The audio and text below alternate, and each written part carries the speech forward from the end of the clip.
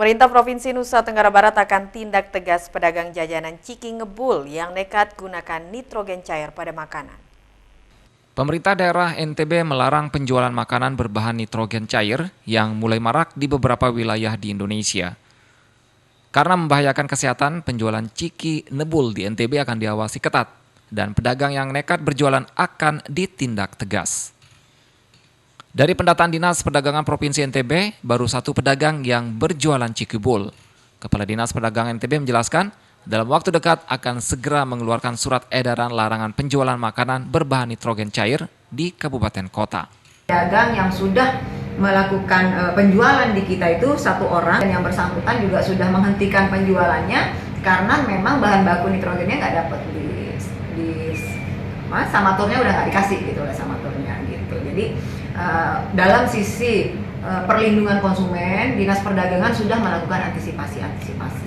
Selanjutnya surat edaran tersebut akan menjadi acuan Polisi Pamong Praja dan BP POM untuk melakukan pelarangan juga sosialisasi terkait bahaya penggunaan nitrogen cair pada makanan.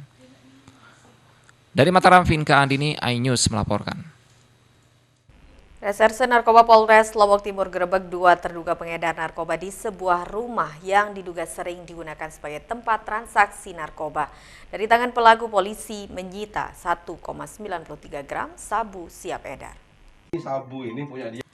Kedua pelaku Herman 36 tahun dan Didi 37 tahun diringkus polisi di rumah pelaku Didi di wilayah Desa Gelora, Kecamatan Sikur. Para pelaku digerebek saat pesta dan mengemas sabu di dalam rumahnya untuk diedarkan. Awalnya petugas tidak menemukan barang bukti apapun saat penggeledahan badan dan pakaian dari para pelaku.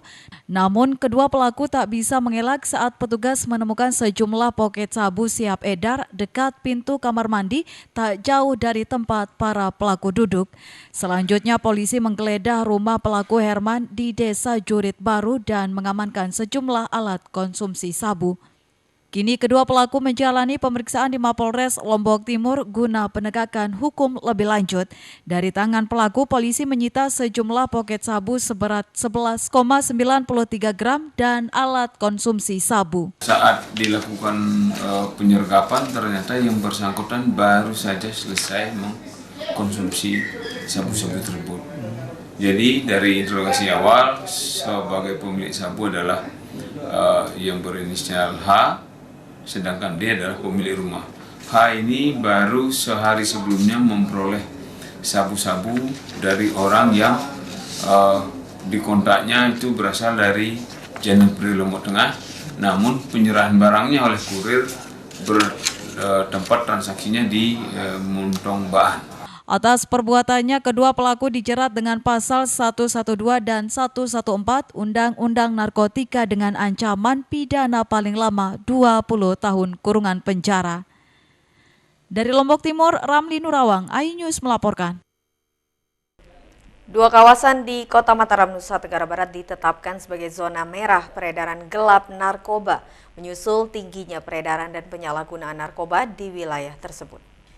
Data rilis Sat Narkoba Polresta Mataram menyebutkan dua kawasan di Kota Mataram yang masuk kategori zona merah peredaran gelap narkoba jenis sabu, yakni Karangbagu, Cakranegara, dan lingkungan Abian Tubuh, Sandubaya.